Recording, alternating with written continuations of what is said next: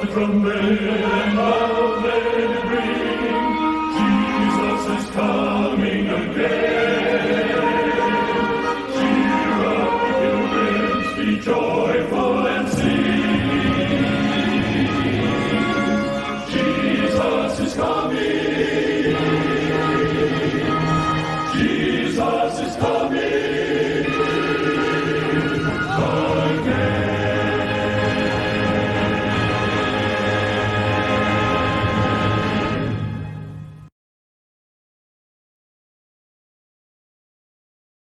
And then forecasting hope, prophecies of the second coming. Nyamiadum yedini na eba ne wieye. Na menim se wenya enkranhye, wenya endaso ewo Yesu maya etosu mienu no. Na enema Yesu ya no na wotwi se me botofa die eye exciting a me pese me sa susu dua ese. Die di kan pa no Christopher ewo nidaso. Ye wo nidaso se Yesu besa bebiem. Ye wo nidaso se Nyankopon bo hyensem ode ma ye no. Ni nyina bebem se de twosem kan ye no. Na de etosu mienu nso ye se the certainty of his coming.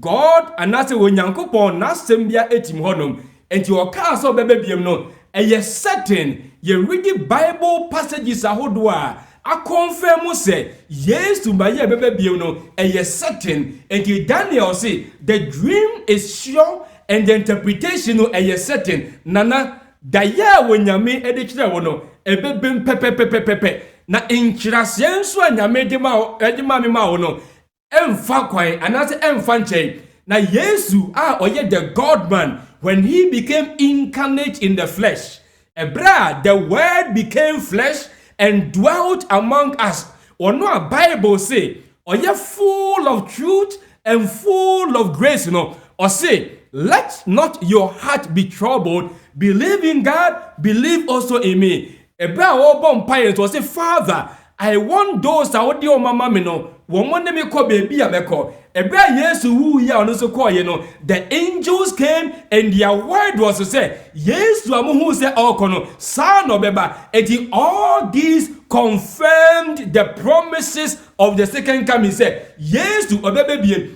If there is a questioner, the question and yet the certainty of the second coming. If there is something that I was a ye ponder, and ye yes or baby, dear, I was a ye ponder, ye said, am I ready for the coming of Jesus?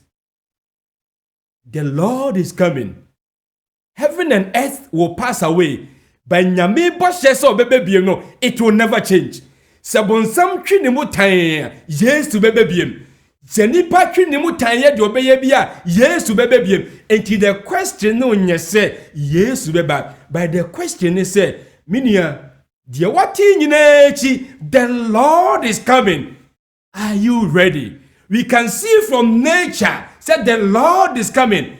Are you ready? We can see from the greatest revelation of God's mind ayenasem say Jesus is coming. We can see from history abakwasem any the unfolding of world events and yema ekoso say the Lord is coming. The question is, are you ready? And then you may boss said we will be ready to see coming events because we say opeso ojiye. And then we become another exciting things. Yemu bebre honomu a yasoso bosha huduomo. And now said the devil has given many promises. And yedi ye want to bonsam so yedi ye want to bonsam promises ho but say obi sha oba o person ni ba kro o sha obo no oye faithful no kwafo eniema ema obi ye faithful ye say ni pa kro no ewo the opportunity and now owo what it takes to fulfill the promise na obehu say bonsam manipa bebre bo sha hodo bebre but sana bonsam pono owe the devil has an end. The devil will not be able to live to fulfill the promises. Sa bonsam pono odan will be na bonsam jina obi akonya so. And the Bible be try say bonsam a one man nipa bebre edi ne ho ato won ho ato ne bosha hodo so no. The devil has an end. And the wie ye beba na nyame say ana nyame asem ye mi say the devil will be eradicated. Obeyi bonsam ho ewiase eni mu afefe de abonsam de ye bait na no ni nyina ba besia ko And we're gonna see the final fate of the wicked as we explore the good news. And then ye exciting. And we say, Bible who said, and you may be a nyamina ye, Bible somebody born in a bar, and a bra at the Sierra, now you say, Nina Besiakim, that the only thing that will remain will be the new heaven and the new earth. Ye nyanko pon o says Yamayan. And the end a very exciting journey. Si utras na ye mompaye. Ebra ye behwe the final eradication of bone and the bone wo fa asifo aye yare owuo amane ohaw ni nyina ende Bible me be hu se ase ye be hye. Until then say ye behwe no ye mompaye. Ye da wase nyankopon obo hye sem ayi no kure.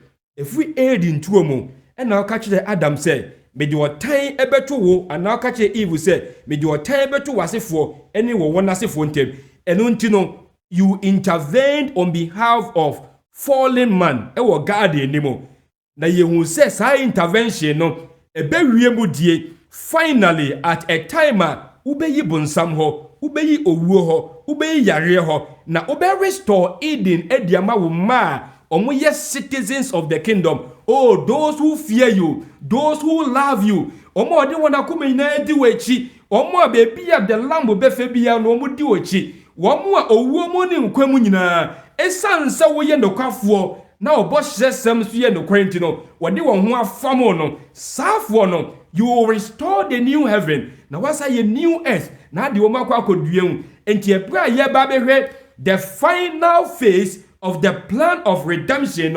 Oh, may our hearts and our minds and yet so excited na yenya endaso na endaso no NCP ensita. Yeda wase, may you come and speak to us once again. Ewe Yesu di munti. Amen.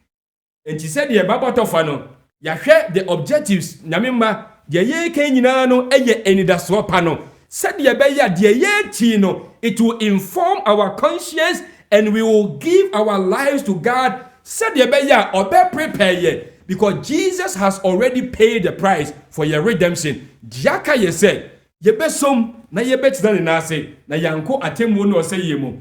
Ye hu se yanko pomma otamfo ebe tata nyamemma. What is so exciting say ansana wo be hye bibia ase no na wo hu baby e be kwa wie. The war has not yet ended, but we already know how it will end. It is say ye be elections. Ye can't buy Dinasem and ye can't Trump asem. We can only make predictions, but we are not sure how it will end. But ye carbon summer sema, ye carbon sun and a tomb for sema, ye can't react tomb for sema. Anyone now on the bon summer work semina. We don't need any predictions to be here. We know for sure said they will lose the war, they will lose the battle. If we say yene radi Yesu Christo, ono na oyen kunimdifo, and if the dragon pursues Namemba, Kawakuma tu yem. We will win the battle. If we say Yesu, now we also identified who are the people of God. Nyankopomba, this point is very important. Enti enyumebia misisubiem. Kaise, Yesu said, Inkofo bi beba, omeka se, Ewade. Now osi, obeka chira omo se, Mumfri mesonko, minimo, mumfri mesonko. Na the reason osi mumfri mesonko no.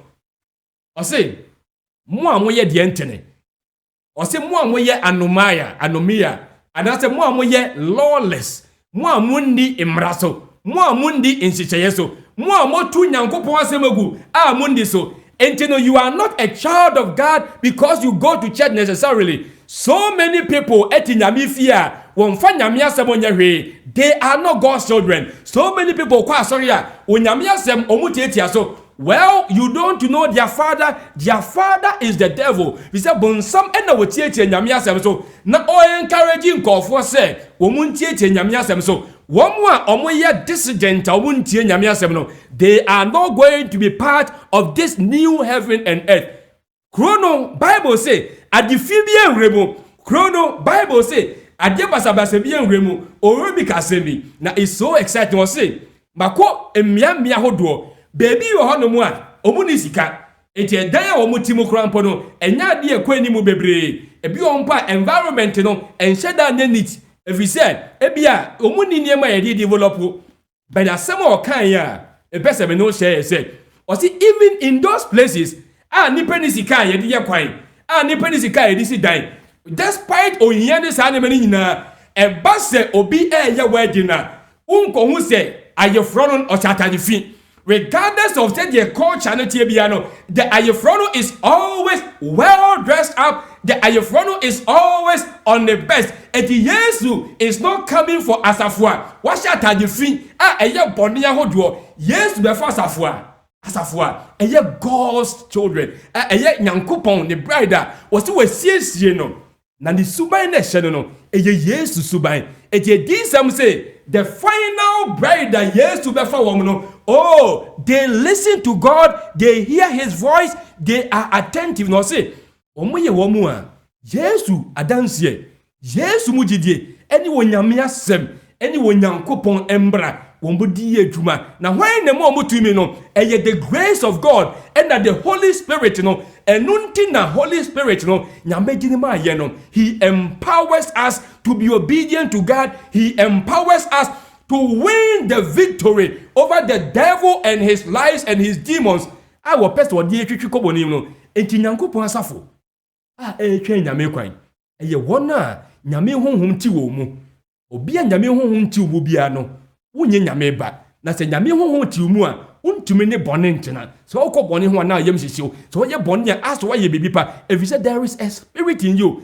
and out of saa tumi na ti wɔ mu no they obey God they listen to his voice na ɔmo di nyame mbra including the Sabbath ɛyɛ adwuma oh it is going to be very exciting ɛnkyɛ biara Jesus will come ɛna yɛhu sɛ tumi ahodoɔ ɛbɛsɔre ɛbɛkeka wɔ tumi abom ɔmo emu nyinaa yɛ baako pɛ when we talk about the papacy na yɛka about world religions ɛbɛka bom ɛne America forget about the bata ho biara regardless of kwan yɛ bɛfa so aba bia no nyame asɛm ka sɛ ɛde disaster bi na bɛba ɛna ɛde bɛba kwan yɛ bɛfa so bɛba bia no that's not the point here sɛ nyame asɛm sɛ ɛbɛbɛm but deɛ wɔ mu yɛ sɛ deɛ saa nneɛma no nyinaa de ahokyerɛ bɛba yɛ sɛ woyɛ faithful obi yɛ hɔ no ma meka sɛ owura bi ka asɛm bi ɔsi wɔ preachi anaasɛ ɔhyɛ nyame asɛm ɛna ɔka sɛ ɛyi bonsam deɛ sɛ wode wo ho to bonsam so a anaa wode wo ho to nyame so a bonsam bɛhaw beebi a bɛfa biara bɛhyia bonsam ɛna obi pagya ne nsa sɛ why is it sɛ mede menhyia bonsam I never come across the devil ɛna ɔsi you will never come across the devil ebia you are walking in the same direction with the devil eti sɛ wo ɛba efi a wo ne bonsam de hwibom a bonsam ɔne wo ni hweyɛ sɛ ɛba atoro a wo ne bonsam de hwibom a bonsam ɔne wo ni hweyɛ ɛba adwamansɛm ne awaresɛyɛ ne saa nneɛma basabasa na wo ne bonsam de hwibom a bonsam ne hweyɛ by Paul say obi a wo ne bonsam enkombom na offer the opposite direction no ɔdi oh deɛ wɔde nyamesom partner si bia no obey the devil's target enti sa America any sa the mark of the beast any sa adie na elkabom nyina no the target is said ye be ya nyankopon ma endi nyame asema so na de nyame di nanum asema ka no ye de no beto nchen na obi biara a wode nyame so mpa be kyerase no bonsam edi nani be se so but we are more than conquerors yes sing inkunimdifo obonsam ne nsa ebegyene ne nsa ebesi fom na enda ye behu bonsam awieye this is very exciting yehu investigative judgment brebia yebo bia no ebeba tembuo mu tinyankopon etu yemfo se anabo bia yetu bia no yentu no yesu mu yentu no tenani mu se de be ya ebesi yenye na yehu the exciting news 1,000 years in heaven yenya ye adwuma yenya sika vacation kura no a day is coming now. Yebeko vacation. Yenko Miami. Yenko Florida. We are not going for a weekend. We are not going for 1 year. We are going to spend 1,000 years with the Lord. Oh, ebia yes beba. Nyamimba be sorry. Na yatra the moon. Na yatra the sun. Na yatra the stars. Na yeko far beyond the moon and the stars. Na yeko nyamikro kunkrumo. Na yene nyamiko china for 1,000 years. And sana enwe chino. Nyankopon the new heaven. And the new earth nabano. Don't you want to be part of this? And then the was as is well, person this is a sad way. Minia, want to mean dinner credit. Until you can't travel to be said the beya, ubenya taxes. Can you exchange tax money? Say na benya. Can you exchange the glory of the maker wants me with anything we are to me diama obani wokunote aban benefit abenyanti no aban mu no osimonya warefo ena yeti atro mu ena yedi atro ye ntoma ena yedi efra busa ho say oh far beyond the moon, far beyond the stars, far beyond into nyame holy city no de nyame esesiama ye sika enunti no yentumi kura nya de kwafo me nyame no a day is coming now or we shall walk on gold ye bechetia sika so this world and all that is in this world is not worth the nyame esesiama ye and the Paul say emma adwimu da emma eniso da de nyame esesiama nyankopon ba onyame ba je me pese be yes I want to whet your appetite for the holy city. I want to whet your appetite for the nyame esesiama ye. I want me pese me shon kura ni say twawani ewe Yesu twawani hwe the final price emma wiase eni emu kankan de Paul ebra nyame bie Paul ani no na Paul hu de nyame esiesie no o se nyeme wo wiase mu nyina no the friend say eye dank eye sumina so ade in the light of 1,000 years vacation with God any dia to so minya eye nkunimdie na eye interesting and the bewe ye the white throne judgment and the lake of fire. And then you be say sabon sama oye kokoti no owawiye. And then you be say sa owuo ayesuo owuo no owuo ewawiye. And then you be say sa yare ne amane ewawiye. And then you be say o ma Bible from say the wicked omodi omoni esi nyame mba so aso mo ne wotumi nyina omo ba na obi adi chi akose oh omo nyina ewawiye. Na ende you be sa de no ebra ye toa yadisue ya it is going to end on a glorious climax, on a very glorious good news. And yedi kan who said, yawo owusori yedi kan. Na sa owusori yedi kan no, a specialized resurrection, for only those womo eti nyame na ase. Only those womo yesi tiema Awurade Yesu. Only those womo dinwo egwama no nkwa womanim. Na wa we nya chefa womo no, it's going to be an interval of 1,000 years. Either 1,000 years in heaven with Jesus and 1,000 years in the grave. The choice is in your hands. Choose Jesus. Choose his offer of salvation. Choose to say, choose to say, choose to say, you will deny the world and the things that Bible says they are passing away. Choose where you will spend the 1,000 years. Either in heaven with angels or a form, but the choice is in your hands. And you are holding. So we said ye. So ye dibonye said ye. We are still in a time of grace and mercy. So Jesus is able to honor that and also honor our choice. And after that, and you benya the second resurrection. Second resurrection idea. And that's one more. A honor dibonye for omo ba benyane na Bible say. Omo final destination hell, aka everlasting shame and contempt.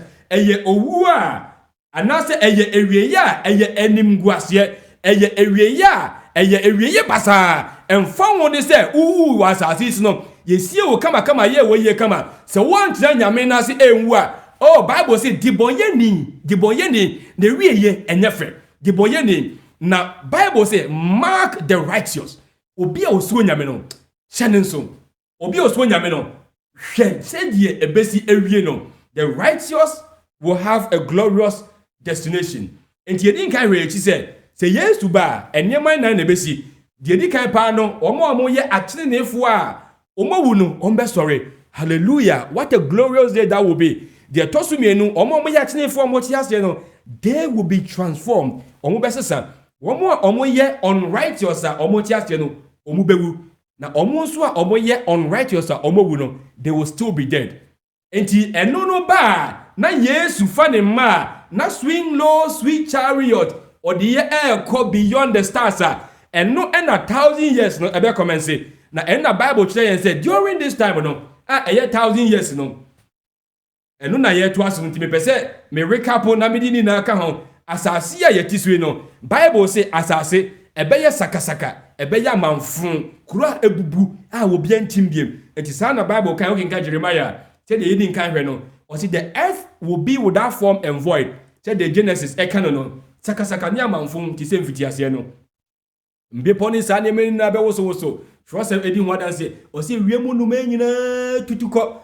Efi se onyankopon etua nipa maka ewo adom a nipa epoye inkura wuhu inkura fefefe ni nyina bebubu ni nyina beye amanfo. Somebody the saints are in heaven. You didn't case here. Oh, we will live and reign with Christ. 100 years to bo shen some can say mo a modi mechi no be bia mo no be no na mo betena china betwon so no it will come to pass exactly. Now Bible say we will have the privilege to judge the world.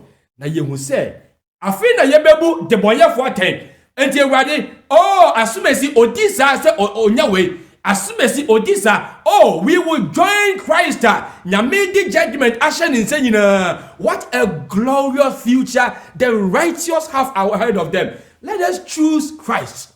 Let us choose the niema nyame ACC ever nemba. They will judge angels. We will judge angels. Say the Yesu and the 12 tribes of Israel. When ye boshe sema wo Nyankopon e di amayedi nka hwenina ene de ye hya se afriase anase ye toa so afriase events after the 1,000 years. Say 1,000 years no ekone wie ya e die na ebesisi. And how is the controversy bonsam ene ye the gang leader wati etia Nyankopon wafa angels aka ne ho na wafa nipa di na chia dada nipa oni nipa onyame kon oni nyame kon na oni nyame meko no sa okono is gonna have an end. Sa okono it will end enwumei ye behwe kwanya ebe ende enti die ye be sisi ne said the great controversy between Christ and the devil ebeba na wieye na ye be hu said yen Awurade Yesu Kristo or ye victorious na wona wode ne ho to no so do omu nyina kenyumia acapella for bito.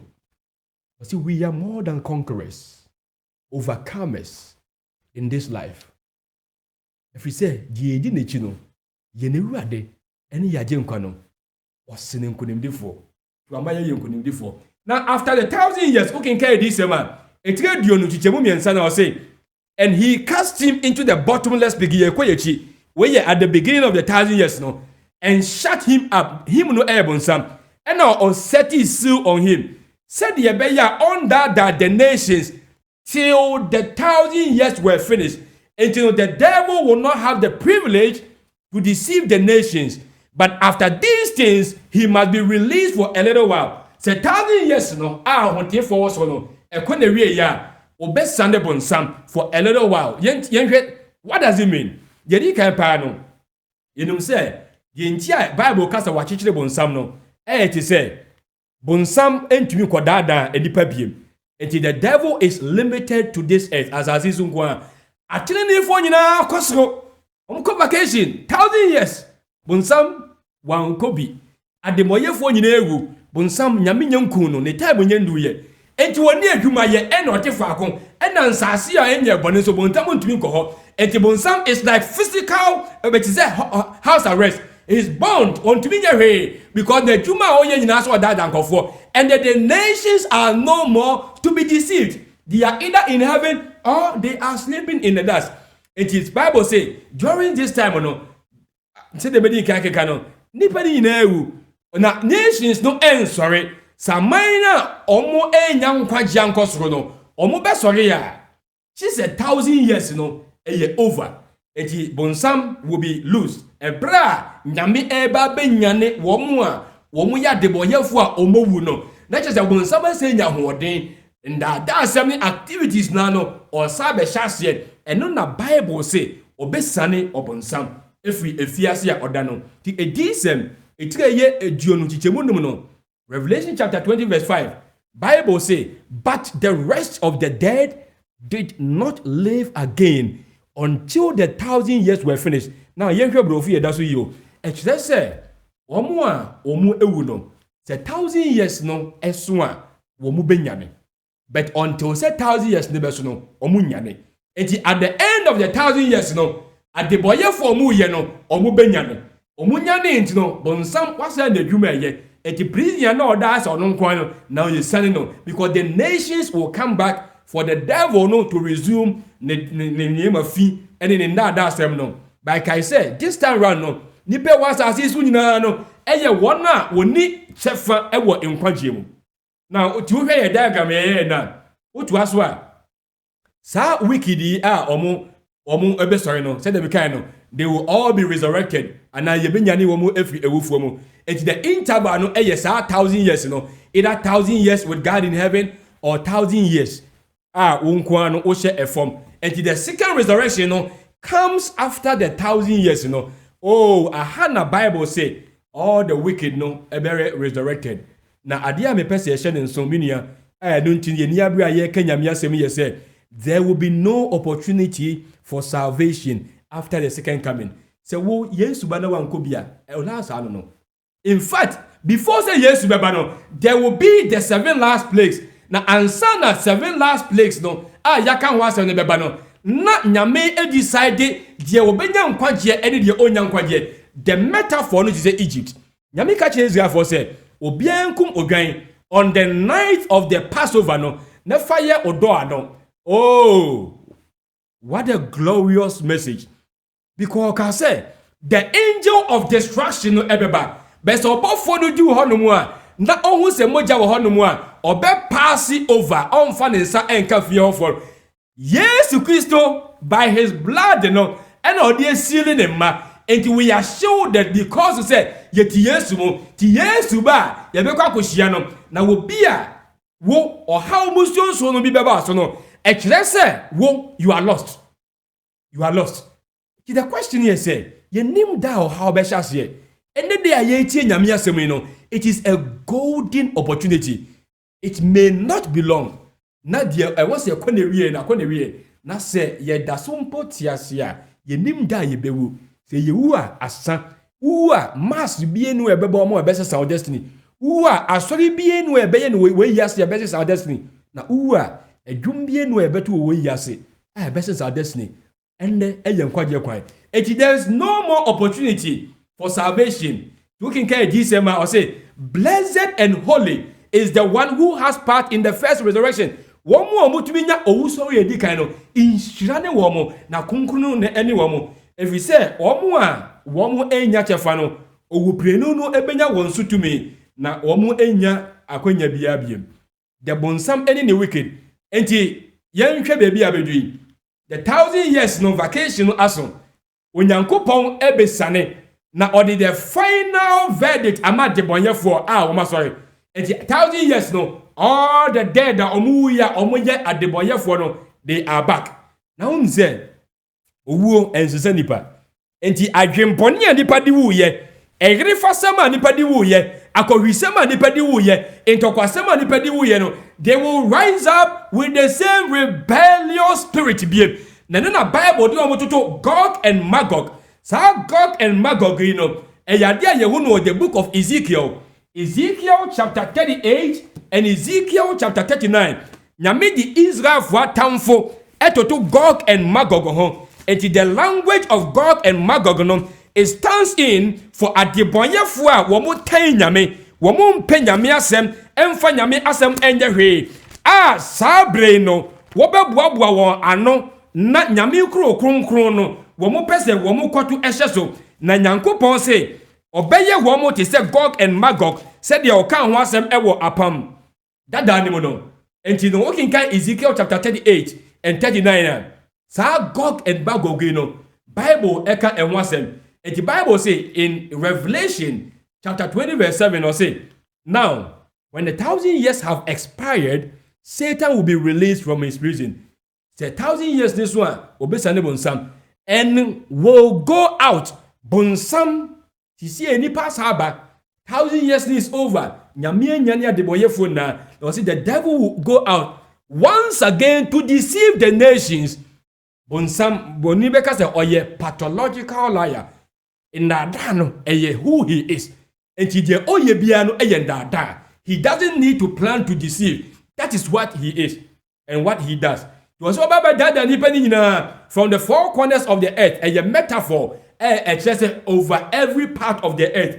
Now, or the Old Testament in Ezekiel, no, Gog and Magog, ɛyɛ wɔn a wɔte nyame so atua na wɔte nyame mba so atua enti no saa Gog and Magog a wɔka ho asɛm no kyerɛ sɛ nnipa yi nyinaa choose the side of the devil a de bɔnyɛfoɔ ɔmo asɔre no ɔmo ba bɛtu nyame ne ne kuro kronkron ne ahotefoɔ so sa nti na wɔde ɔmo compare the Old Testament saa Gog ne Magog no enti wokenka Ezekiel 38 and Ezekiel 39 ɔma a full story of saa Gog and Magog no a very very interesting metaphor. The Magog is the land and now Krono and a Gog no and a year in Kofono. The Gog and Magog no a Gog of war or mote bibiti se Magog. Sana Ezekiel eka and wasem exeye. Na Bible say at the boye fwa ombe sorry e wo wu sorry e tosumi no or say they are as the sand of the sea. Omo dosu ye minia obi ka say mi se dudu ofrum bon e bon pa Bible aka kire say enhwe nipa dodo achi enye bone nipa bebre ho no ma omu nya nkwagye because omu di dodo achi ekoye bone Bible say enchina ofedifo chinabia or say blessed is the one ontina ofedifo chinabia se wo bebia konkonsafo echina na wo de bia wo china wo be de konkonsen na wanhwe ya onyankopɔ ahene ni bebo bebia adwamanfo na wo gura wanhwe ya you be like them when you associate and you live and you identify continuously with rebels at time nyame mpanyame asema you will be like them. And the Paul 2 for 1 Corinthians 15:33 or to be careful baby I wouldn't come be careful baby I ogro because evil communication a corrupt who you are. And the Gog and Magog nipa ko bebre it doesn't matter say nipa bebre ye bone it doesn't matter die na nyame asem eka efa ho. And the Bible say obeboa wan no from everywhere bebre so many people uncountable people womoti etia wonyankopon na Bible say odada womo a say the medical ka Gog and Magog no land ni ye Magog and ankofo no eye Gog ukinka Ezekiel chapter 38 unya daja kan Ezekiel 38 and 39 no o ma the background and in Ezekiel 38 no say son of man set thy face against Gog the land of Magog the chief prince of Meshach and Tubal and prophesy against him and say, thus says the Lord God, behold, I am against you, O Gog, the prince of Rosh, Meshach and Tubal. And he also Gog, what do you see na membaso? Now we ye atiatie, me ye against you. And the Gog and Magog no, and ye adia ebej now are representing Nipakua yakaya huabomwa, ye rebels against God. Na nyanko say, because you say, Oma denti omo ho se omo de bonsam na ahyenti no the punishment eventually the bia bonsam no Gog and Magog they will have the same thing womu ni chefa bia ewo onyame adechini nemu oh Gog and Magog was prepare yourself and be ready you and all your companies that are guarded about you and be a guard for them and he said be kind no unya dagia kan Ezekiel 38 and Ezekiel 39 but eno na mabo no tofa no etibra okay the Old Testament Ezekiel portion na onyankopon se ono abese wo mo odi oja bese wo mo na eno na odi edi semu die ejina ho edi amano eti so ko wani ma Bible say Gog and Magog now die eye bonsam na bofo nipa wadada wo mo wo mo na enya owusoria etosumienu no die enidaso ni mu no eye adeboyefo ene etuatiefo wusoriye no na Bible say they went up on the breadth of the earth Revelation 29:8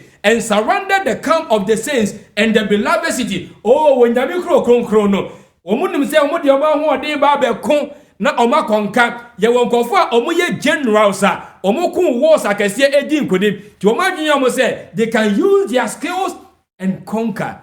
When you are military might and the call heaven, you the city, you are there, you nasi, and you call heaven. They are joking. Woman named your money nekono. Lord God Almighty, okun emma nema. Now Bible say, Ebra omoye sano. Bonsam na bofuo any woman omoye tuatiefo nyina no. This is their final fate. Young koji krono, we are able. Omobele strategies ebi fa say ebi wa say ye betumi agikro no ye do so si wo mo look at our number yɛte sɛ mpoano anwea nipa ketewa bi na ɛwɔ kuro nim ɔmo mbɛsinkɔ na yɛnkɔgye na Bible say onyankopɔn ɔbɛtɔ ogya ɛne sɔfe na wɔde ahyesaafo no nyinaa ase woka yɛ di sɛm a ɔsɛ fire came down from God out of heaven and devoured them ɛhyiwɔ mu nyinaa. Now this is a summary but yɛnsa ntoa so na yɛnhwɛ biribi a ɛno nso bɛsi ansa na wei aba enti sɛ wokɔ w'anim a wɔn agya bɛhyi wɔn eventually no a ɛyɛ the second death no who is who in the lake of fire ɛhɛfoɔ ɛna owuprenu yi a ɛyɛ agya a ɛyɛ sɔfe twi ne sɛ ogyatadeɛ a lake of fire it is a lake kakraka a lake of fire or say the devil who deceived them into the first who is who ɛyɛ bonsam bonsam wɔ ne wie yo adan kyina wo de ho ma bonsam adan kyina wo gya ho ma bonsam adan kyina ko tie bonsam yɛsɛ kwakyere kwaso obɛma obia tie ne din bonsam nankasa no ɔyɛ marked for destruction nyame wahyɛ ne nso sɛ obeyi ne firi hɔ ɔbɛhye no kinkan Malachi chapter 4 ɔsi ɛde bi ba nipa bɛyɛ sɛ nkyɛkyɛ ɛti sɛ wahye adeɛ no na ade na hye wie no wotia so a na ayɛ sɛ saa ahye no ayɛ sɛ nson no ɔsi bɛyɛ sɛ nkyɛkyɛ ɔsi nyankopɔn obetu bɔne ase obetu ne nhini ase the root of bɔne the root of owuo the root of ntɔkwa nyinaa the root of ayaka nyinaa the root of abegro na the root of edutuo na the root of jealousy na the root of bɔne nyinaa yɛ bonsam na Bible say the devil a day is coming na God will eradicate him onyankopɔn bɛtu bonsam ase ɔne nabɔfoɔ na wahye wɔn and who is who in the lake of fire originally it was intended for this guy the devil but unfortunately nipa bi bɛyɛ sitie etie bonsam na they will share obonsam fate nyame mane mpare tutu aso si all the deceit wɔn mu abonsam dada wɔn mu nyinaa na me kan ade wɔ ya na me yema hyemio and I will tell you the nti a ehu ye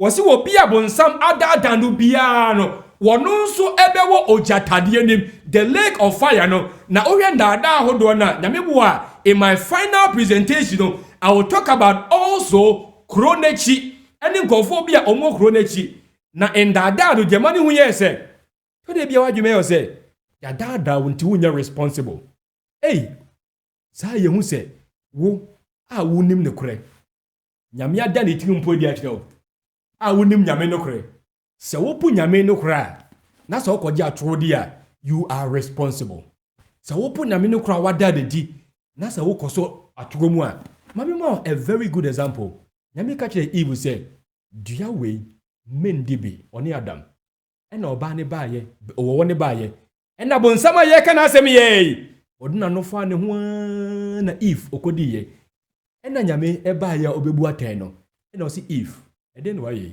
ɔsi nyame o ɛyɛ bonsam ne dada me nyame wie no ɔsi Eve wo somogye awuo mu obebrɛ obeyesi nyame anji excuse a Eve di man no woni me adekontia efisɛ na Eve nyame ama no the privilege and the opportunity to know die ɛyɛ dokore eti ɛbra bonsam baayɛ no die happy yɛ sɛ no kura na Eve nim no ɔde to honom ɛna ɔkɔso nkontompo mu nyankopɔn abra opledi excuse no wansom hwɛ nyame no kwasɛm bi a ɛnɛ wate nyame no kwasɛm bi a nyame ya wɔtwe mienu wate nyame no kwasɛm bi a wonim bia no sɛ wanfa nyɛ dwuma someday it will stand before you the same truth no it will condemn you ɛnɛ deɛ wotumi yɛ truth no free me so ɛmfa me ho wotumi yɛ nokorɛ no kɔ baabi ɛmfa me ho saa nokorɛ na wo pia no saa nokorɛ na wo to ahwɛ no that same truth will someday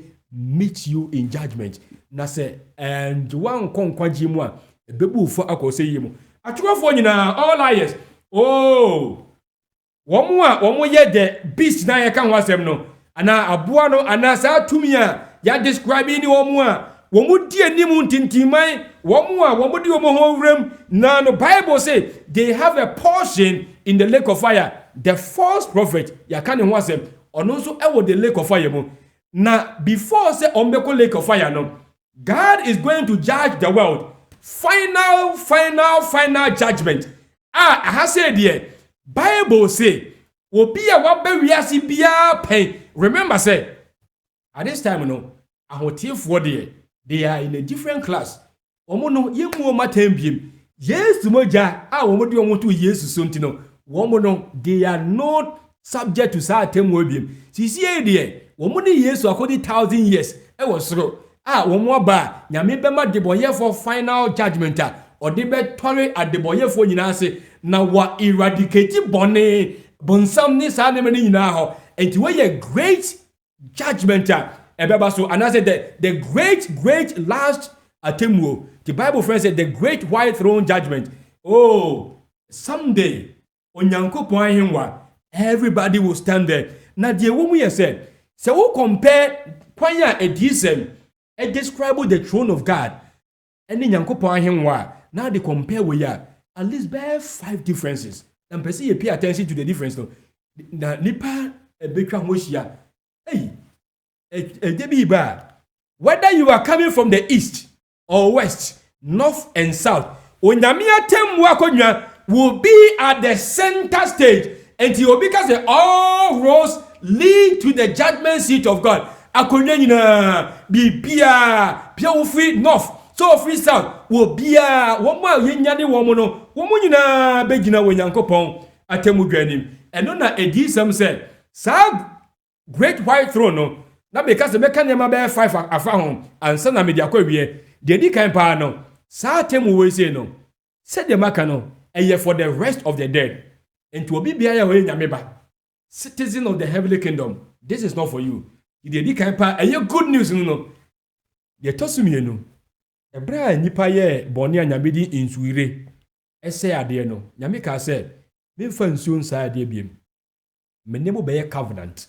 The covenant I mean no, me mama the rainbow. When I see the rainbow, I will remember my covenant. I will have mercy. And the rainbow no is a sign of mercy.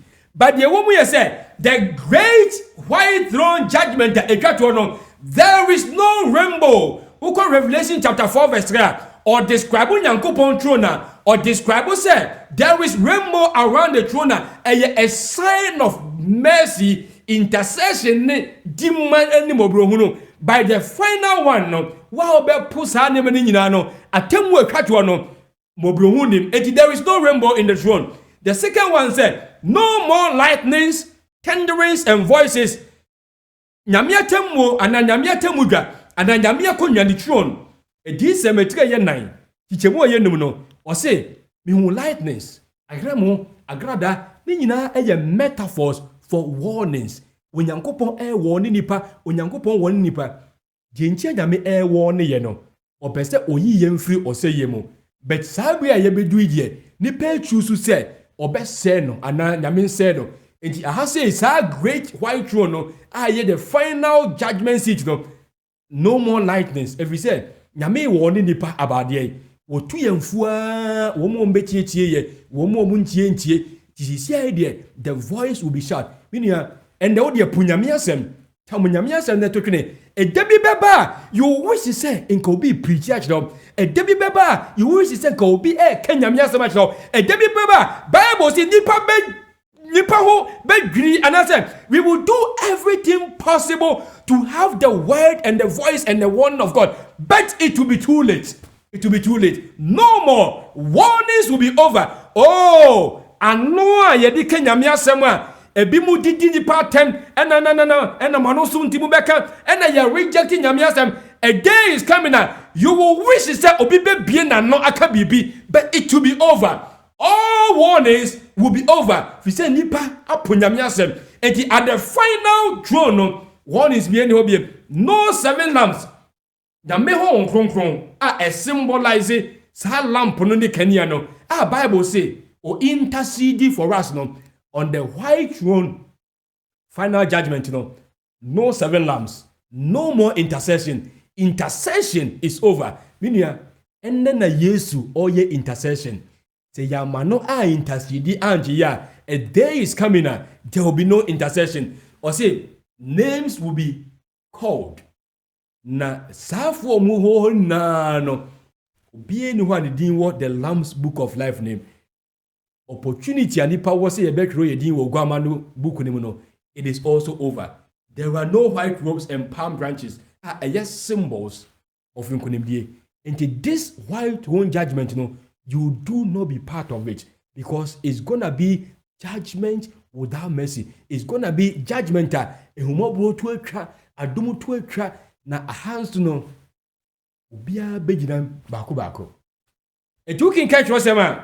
Or say, I saw a great white throne, and him who sat on it, from whose face the earth and the heaven fled away, and there was no place found for them. Oh, see me a wufon ketwa, any akasie standing before God. The books were open. Another book, I refer said the book of life was open, and the dead were judged according to their works by the things that omo aye.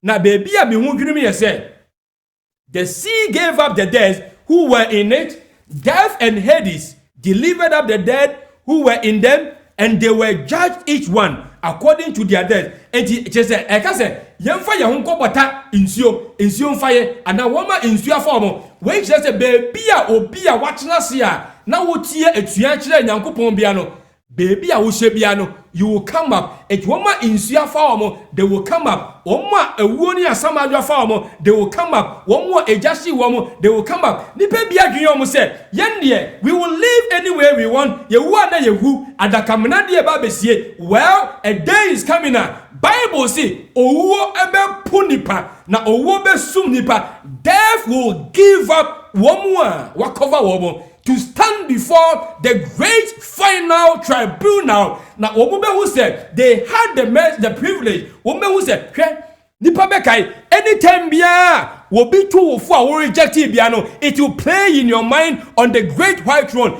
Anytime bia obima or Bible and nyamia sema ototwene ye no, it will come to life na ebe play in your mind. Anytime bia will be too for the nyamia sema wa opo ye no, it will come back and you remember it. Anytime bia utie enyom bia nyame pese ofa enyom ne so na wo kan wakoma na wo totwene ye no, it will come back to life. Every privilege, every opportunity nyame di ma ya na ewo se nipa enya nkwaje no ya reject ye no, it will come back to life. Obibeka said maybe I have done many things, I don't have a good memory. Don't worry, you don't need to have a good memory. The books are there. Everything it will come back to life. And it will come back to life. And passwords I can say it will come back to life. Nipa yekun womo will be it will come back to life. Meetings are no chambers. Every year nipa kase edidi samonia kase it will come back to life. What can we hide? What can we hide? Now Isaiah kwaka asembi.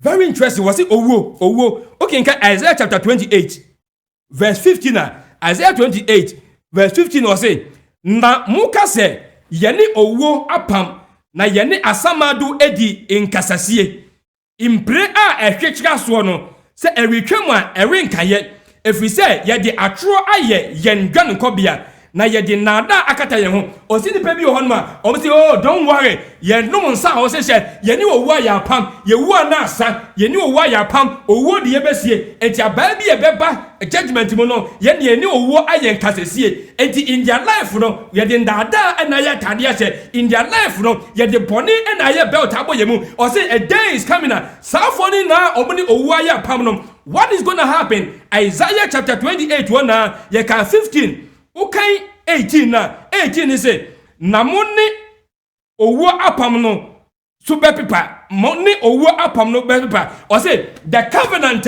moni owo ye no the covenant moni owo ye no the covenant will not stand. Ye wonwum bia Ghana omo title say ayi atemoda no o say obi abeba be yi na no including omo a omagin yo omo say owo di omo say na Bible say everybody will stand.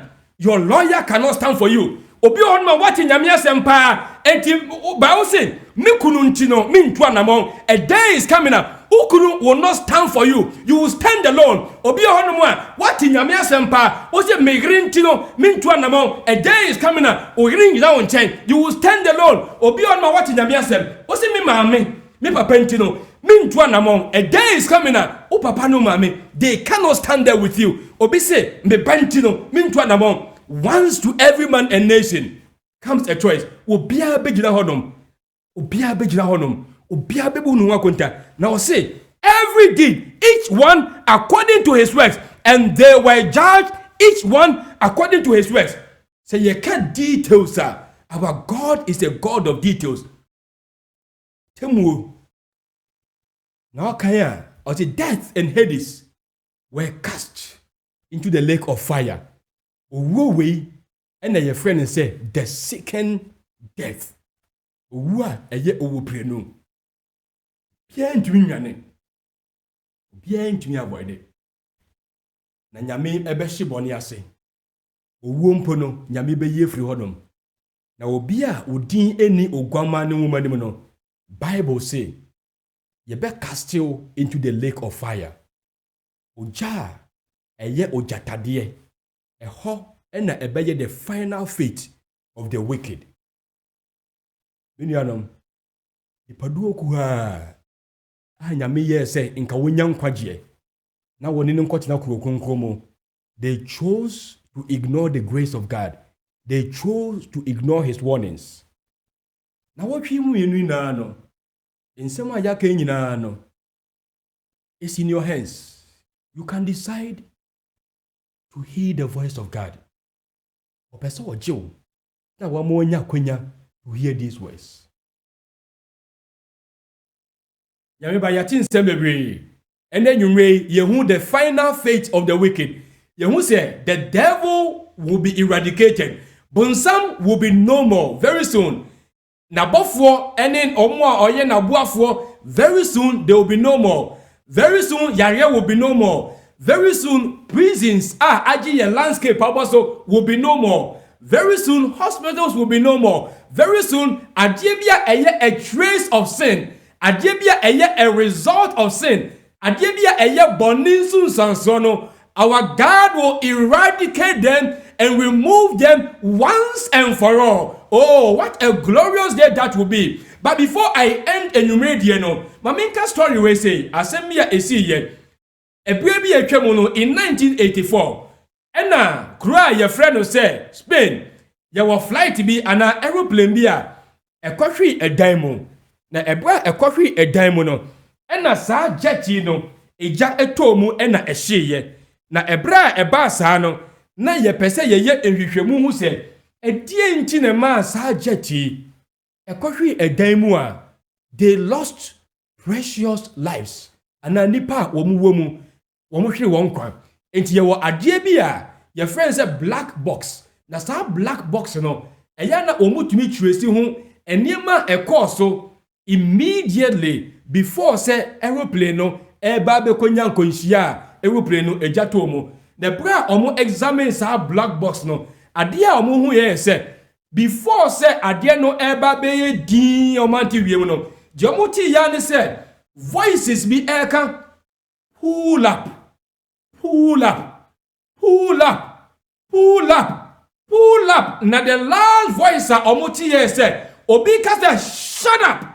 And he pull up, pull up, pull up, mamusu, pull up. And the last one said, shut up. Sanko for who said, there is an impending danger. Baby a plane no air kono, air koko here diem. Baby a plane no kono, air koko here or say yemu. And omutiemu said, pull up, and at the all control plane no, or your pilot no, will pull you gunasum, and I was in the knee, and the all team said, shut up. That was the last thing on here. And the woman or woman straight. Meaning there is a day coming up, and you're much more important than plane a crash here. Bible say this word or say yemo. Bible say a riasia etu etia actually when you etia nyankopon. Now a riasia. Why is it here, my bonsam? Edin wafam bonsam. This world is going to a ditch. This world is ending up on the lake of fire. When Yankopon ba, nyame anya bonsam jem for nipa or yema bonsam.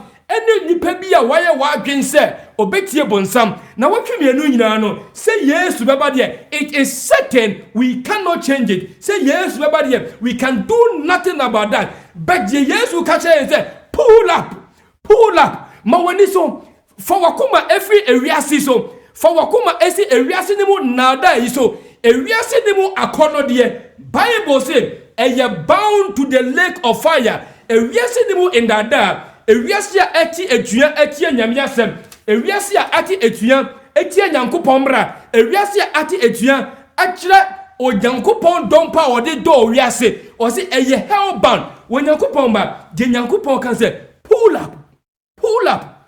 up, set your mind on things of eternity. Pull up, set your mind on things. Bianco say, baby, and rebueni, baby, notieni, baby, a crow for emfa. Na areho some ye said. The probably to Yasia. Ya hate is a pilot, no. Ye pun diego yasum, and ye tin yamias and pull up, near cast shut up. Ye tin yamias and pull up, near cast shut up. Yam fan yamias and when oh, a day is coming out. In can you better say your better voice to be said, pull up, but it will be too late. If there was a day to pull up, if there is a day, say by Yesua, if there is a day, say Yadi Yakuma, any Yagina, episode radia, if there is a day, say ye be embracing the hope of his coming, the second coming. Any years to my year, tossing me and that's one. Yadi Yakuma Nina be farmer, Minianum, the tunes are from.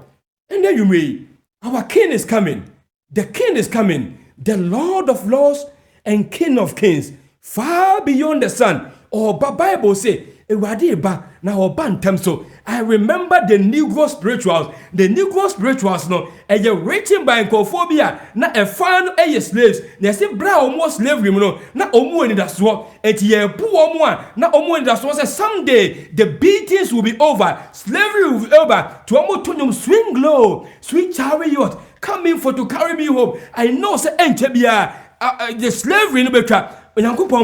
The slavery of sin. And the bonny only one can do na a two betra. The Yankopon can say, pull up. Me make me last appeal.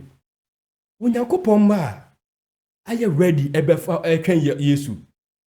Those who love God, those who obey Him, those who listen to His voice. Makan was in bebre. Nyame ya duma. Me ma wakwenya say. When Yameba, so what in Yamia sema? Na Nyame kasa chirewa. Remember, once to every man a nation. This is a decision. You don't have to consult anybody. This is a decision. You don't have to depend on your opinion. The great white throne judgment, Obia be jina ni dianko. Obia be nyamia nonko. Enti ne akonya meje ma say. So person ni nyame ma etu anamoa. This is the day to make a decision. Nyame bo achina. Eye eda etwato. There's going to be a baptism. Na baptism na eye subo. Na subo ni nipa a omo ka se matinya mene. Nyame ebue mani. Me hu se Yesu bebe biem. Me hu so be fa nkofo bi. Na nkofo be fa wo mo no. Eye a group of people they love God. A group of people they obey Him. A group of people they honor God. They keep all the commandments of God, including when Yankopon ne homeda. Enti me pese be de me ho edom sa ekuoi. Ana bede me ho edom sa nyame mbei na me ne wo nyina tena nyame na ase na me ne wo nyina eyesitie na me ne wo na enya nyame ho nkronkron mu tumi a ema ye chita na ase day by day enti me pese me join sa esubo ya. You can make that choice na me ton sa fro say minia you can enter into this relationship with God ebra do ho be fam nyankopon mbei wo pese what nyame ne what nyame asem na wo pese ubo esu na obeka ye ho na ye nyina ye tena se se de be ya ye hwe Yesu kwan endaso mu a numbers bi beba screen yi so sa numbers beba screen yi so no put me for any of these numbers baby a wo bia no ye be wi ochira kwan na ye be make arrangement a nyamemba you stand in the right place you stand in baby a wonyankofom ba agya to mu se nyame asem na ye nokore na de yaka ho asem na wotwimie na ye nokore na opese woni ewurade enya enkitahudie ewo esubomo na abeka nyame ba ho no ye bebe hwe ohira kwan ɛyɛ ne wo nyinaa ka bom atena ase ebi nso a wonni US anaa wowɔ US mpo a wonni Maryland ebi a wɔ other states ma wate nyame ne sɛ soon and very soon Jesus is coming for his children. Who are his children? Those who love him. Who are his children? Those who obey his commandments. Who are his children? Omu di nyame asɛm so, including the Sabbath of the Lord.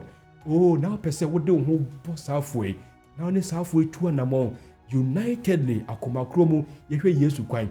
Ba wo ni Maryland, ebi ana wo Cincinnati, ebi ana wo any state, ebi a wo New York, wo baby a binia hwɛ number yi a ebegu screen so yi frɛ yɛn yɛbɛtumi ama wakwankyerɛ ama wahwehwɛ nyame mma a ɔmo hyɛ nneɛma a yɛne wo naa hyɛ yi na ɔne ɔmo atu anamɔ ebi a wo Ghana, ebi a wo Europe, ebi a wo Asia nsɛm a wati na wɔtwe mmienu nyinaa no ebi a wɔ nneɛma wɔn sɛ Onyankopɔn wɔ ne nkɔɔfoɔ ba nyame nkɔɔfoɔ no ɛnyɛ asɔre pɛ sɛ ba ɛyɛ wɔn a wɔdi nyame asɛm so all the commandments including the Sabbath any nneɛma aka nyinaa na wopɛ sɛ wode wo ho bɔ nyame mba wotu anamɔ ɛwɔ fellowship ɛne esubɔ mu beebi a wɔ bia no contact saa list ɛbɛba so yi anaa saa phone number ɛbɛtwerɛ ɛbɛhwɛ ɔkyerɛ kwan another way nso yɛ sɛ beebi a wɔ no sɛ wopɛ sɛ wotu saa anamɔ yi a wobɛtumi ahwehwɛ Nyankopɔn mma akwanhwɛfoɔ anaa 7-day Adventist we believe in saa nneɛma yɛ yɛaka nyinaa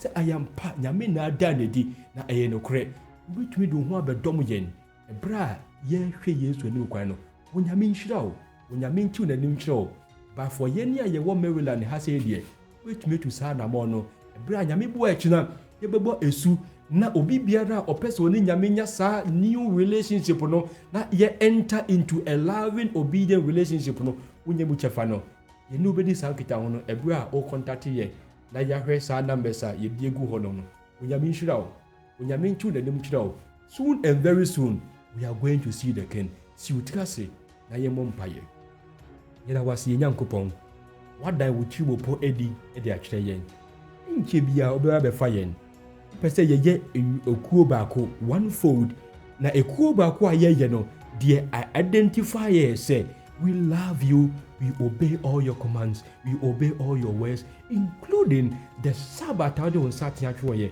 Obi biara who speak it to the heart. Ope so tu sa na moyi. Impo odwene ho se ope se one nyame ma e fellowship. Evra ope se owura esubo mu na wonya saa nkitahodie no. May your spirit speak to his heart.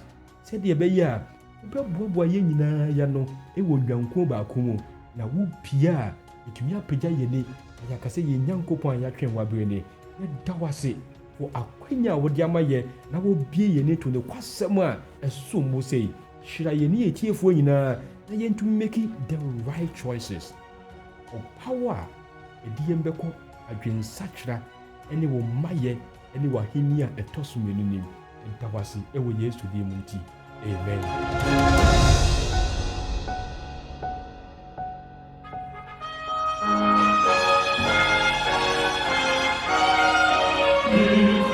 From men how they bring, Jesus is coming again. Cheer up, pilgrims, be joyful and sing. Jesus is coming. Jesus is coming.